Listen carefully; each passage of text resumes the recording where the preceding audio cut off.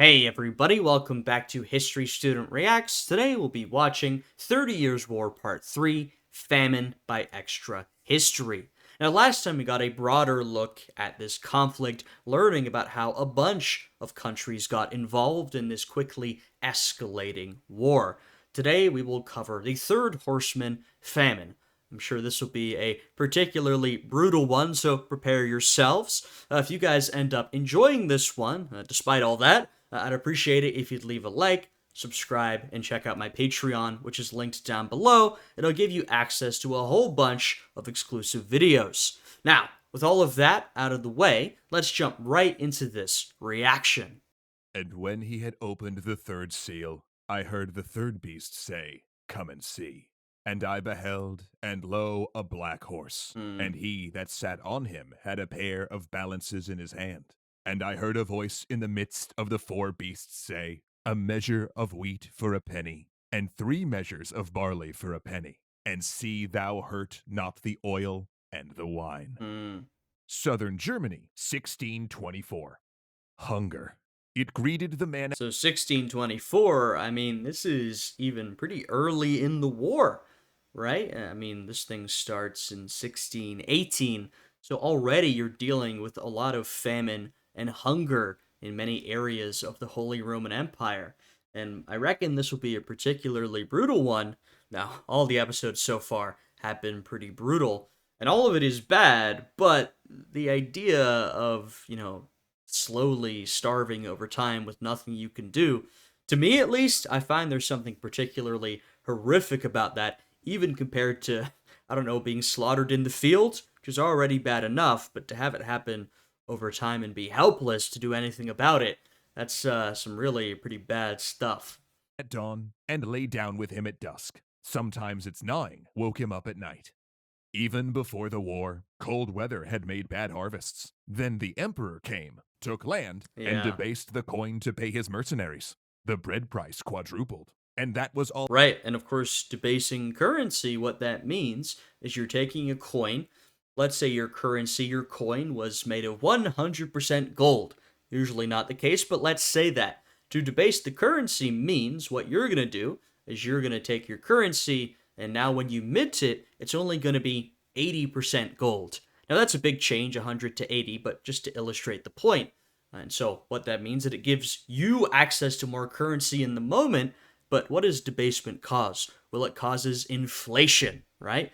An issue we're all pretty familiar with today. And so what that means is that people are going to need more money to pay for their food in this case, and they probably will not have more money.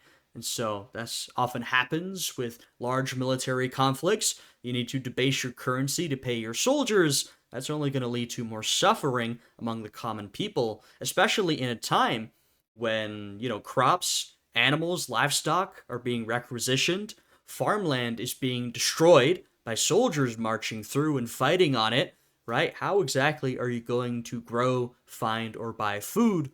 Well, oftentimes people did it.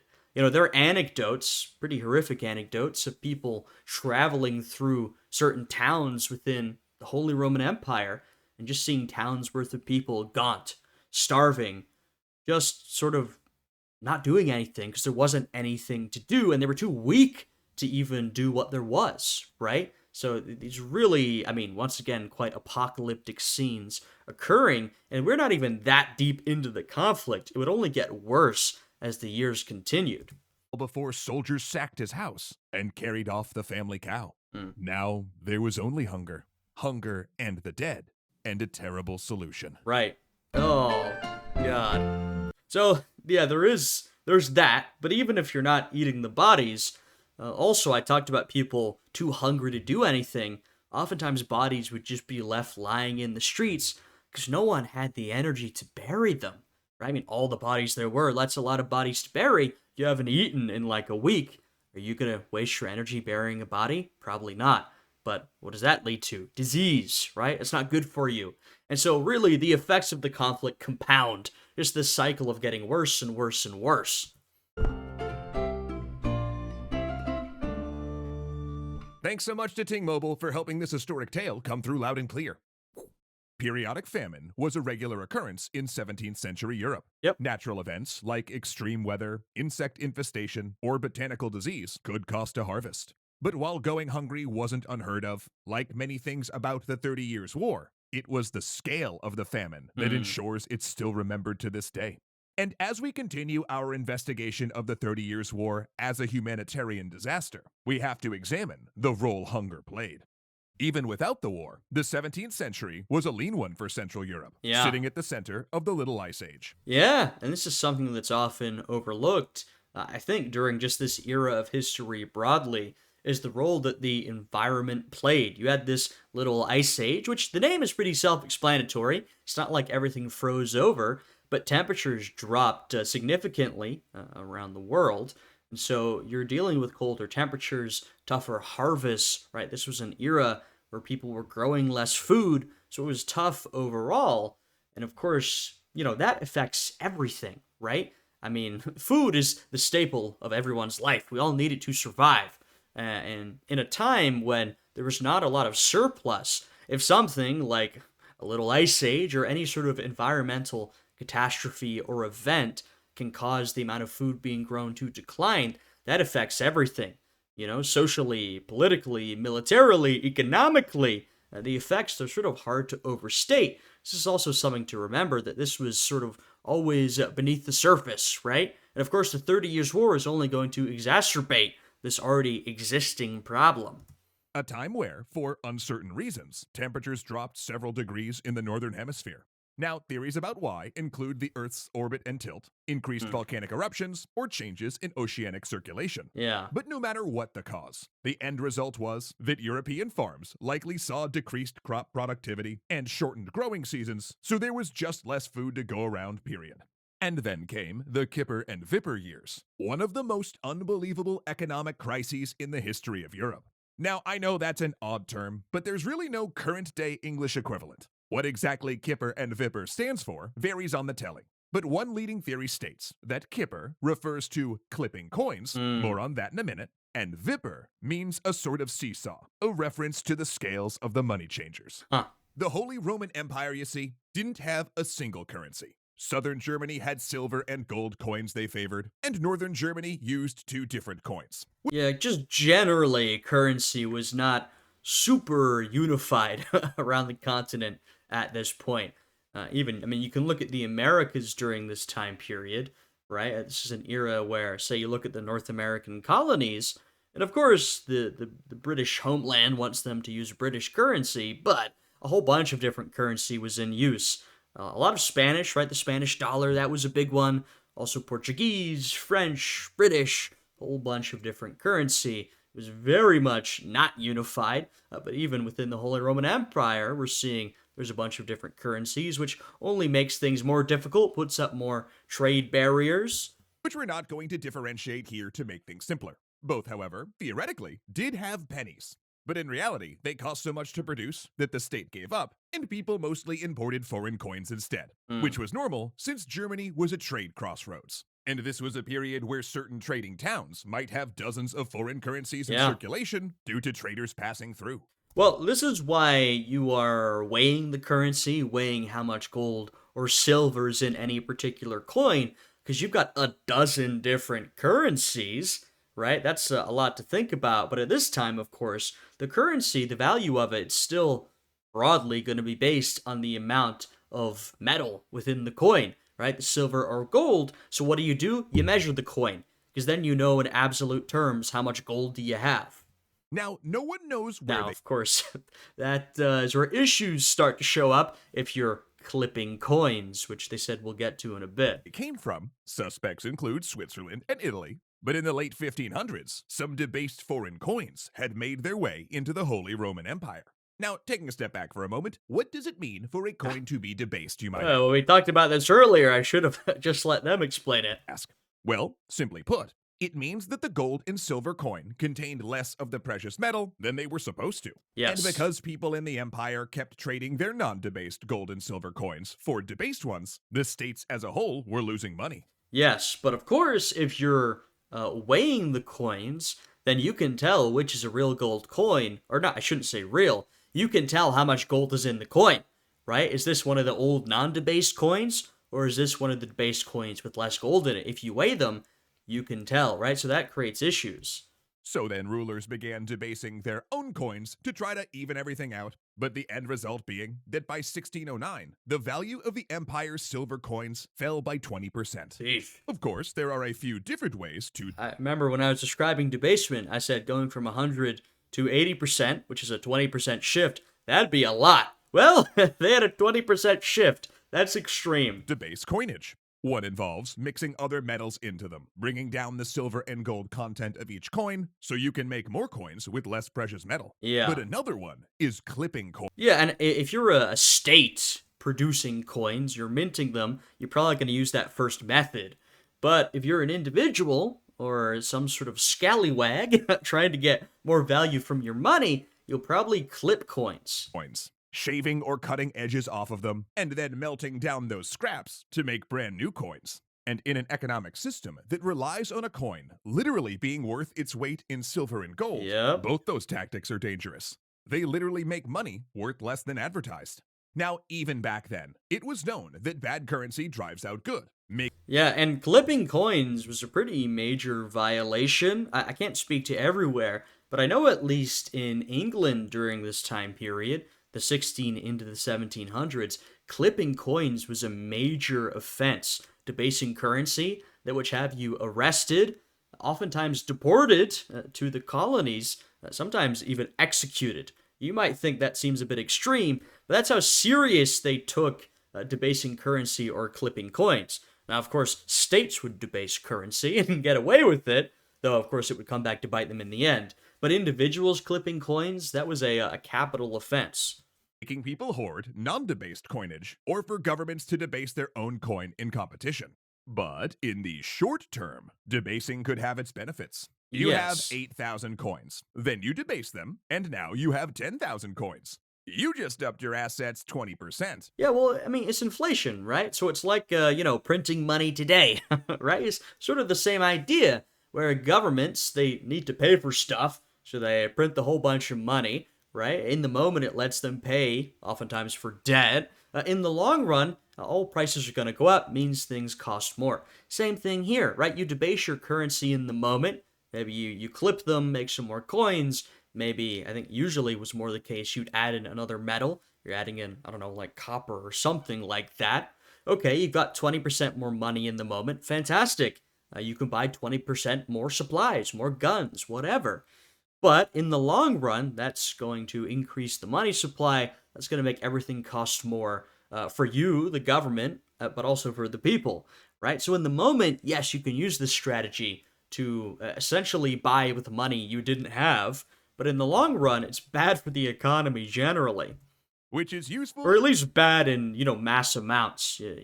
Inflation itself, that's pretty normal. We have that at a low level all the time.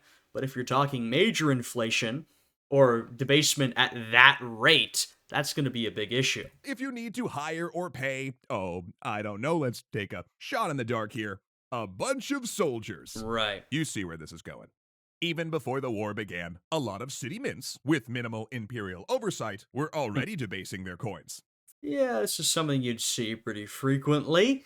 And once again, like, you're an individual clipping coins, you're going to be punished a lot more than a city or a state mint. They could get away with it. But oftentimes, I think if we look at the history of debasing currency, I mean, I'm not going to say how often it was used for this versus not, but oftentimes it was used for paying armies, right? Same thing back in the Roman Empire, right? One of the big issues Rome had in the last couple hundred years of the history of Western Rome was the currency got more and more debased, right? Inflation, it really ruined their economy in a big way. And why were they debasing the currency so much? It was to pay the legions, right? To pay soldiers, right? So we've seen that trend throughout history. Ferdinand pursued that policy. I mean, probably because if you think about governments throughout history, what is the number one thing governments have paid for? Armies. The two main things governments have done throughout history have been to collect taxes and pay for armies. More modern governments, and some governments throughout history, like the Romans, have done a lot more than that, but mostly that's what governments have done. And so, why would they be debasing their currency? Probably to pay for more armies. Imperial oversight were already debasing their coins. Ferdinand pursued that policy for Bohemia even before the revolt, and afterward, the Catholic nobles he brought in to replace the exiled Protestant ones kicked it into high gear. Hmm. But debasing became especially attractive once the war began, and states came under strain funding their defense. But it was also both a way to enrich those doing it and practice economic sabotage. Mm-hmm. Nobles, town leaders, and even priests would start their own unofficial mints, clipping good coins or producing bad ones. Then those with the highest gold and silver content they would keep. And the rest? Well, they'd get a traveling con man to bring them to the next state over, preferably one that supported the opposite cause, and convince common people to exchange their good coins for the debased ones. It essentially became a race to the bottom, with each state trying to dump bad coin on their neighbors, take the neighbors' non-debased coins back, and debase them to make more money. Yeah. And the result was a total collapse of the currency. Some coins fell to an eighth of their value, and hyperinflation went out of control. Yep. Bread prices were particularly dire. In one diary from the period, a soldier claims that 45 silver pieces could only buy 2 pounds of bread. And a seminary student in a university town remembered a loaf costing a full gold piece. And some of the That probably would have been better if you'd given us context for what those items had cost before the inflation, you know? Anyway, yeah, what you see here is inflation. And inflation on the most basic, foods that you need in your daily life, aka bread.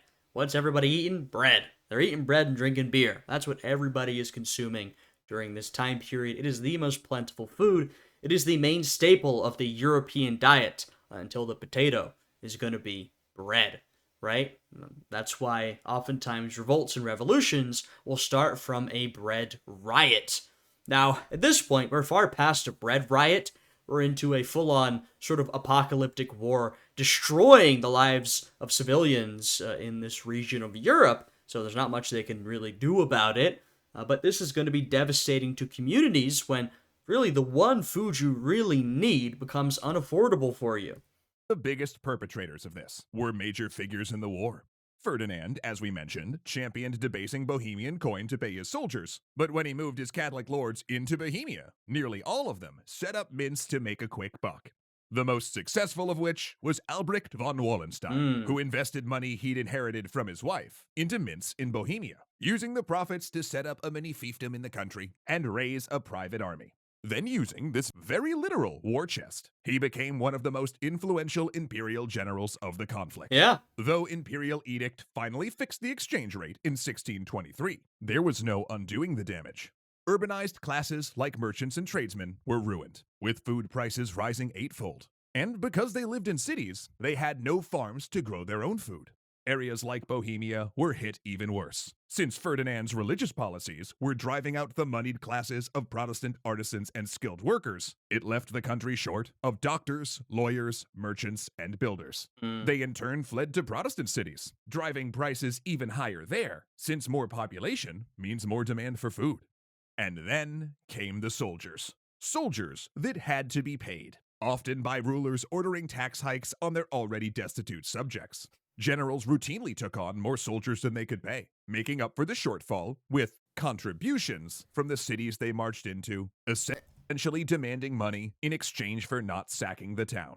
Yes, and so this is where the looting and extortion comes in, which we talked a lot about last time, where we've seen how much of a problem it was paying your soldiers and how much of an economic issue it created, right? Inflation, debasing the currency, all these types of problems. And so oftentimes when generals, leaders couldn't get together the money to pay their men, they would, well, in this case, literally extort cities, say, hey, you can pay us or we're going to loot you and burn your city down. Or, even more frequently than that, they would just loot.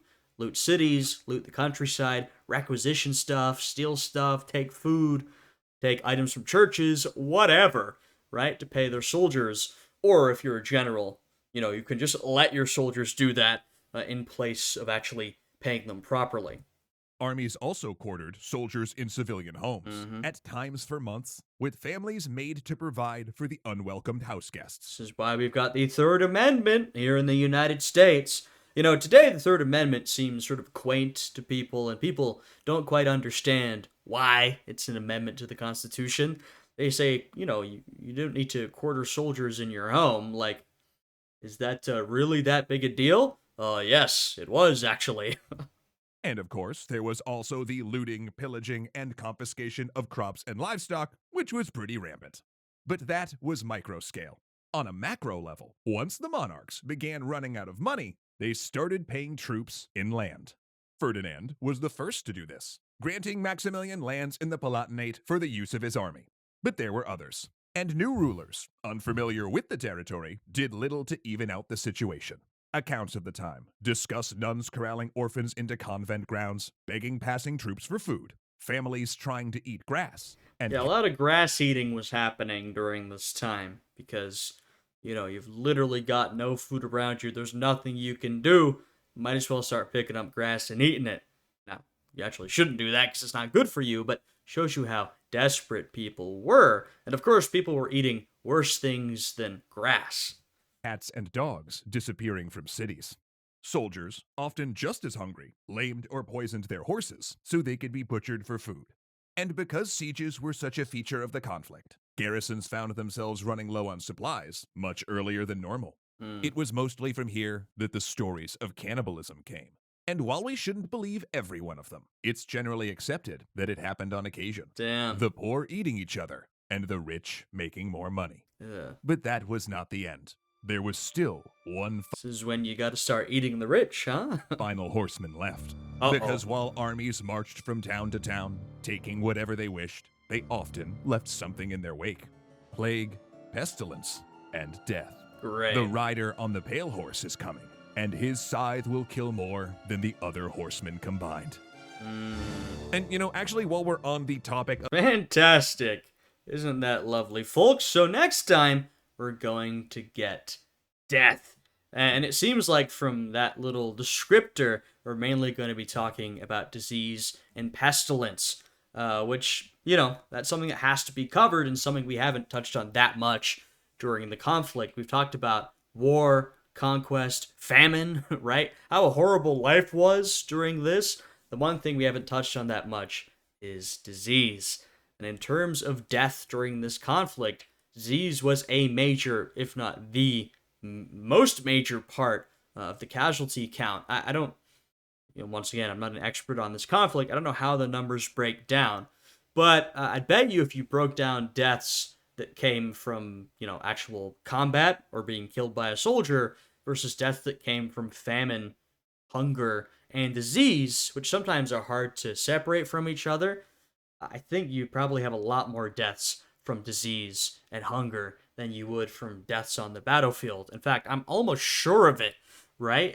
The knock-on effects of the war, the famine, the disease, the pestilence, that's what really made this horrific humanitarian catastrophe. And so we'll get to talk about that more next time. If we haven't already talked about how brutal it was enough, I guess I'm trying to get that point across, but the point's been made many, many times. I'm sure everyone understands watching this series just how bad it was. Anyway, if you guys enjoyed this one, I'd appreciate it if you'd leave a like, subscribe, check out my Patreon, which is linked down below. It'll give you access to exclusive reaction content. With all that, I hope you guys are all having a fantastic day today, and I will see you all again next time. Goodbye.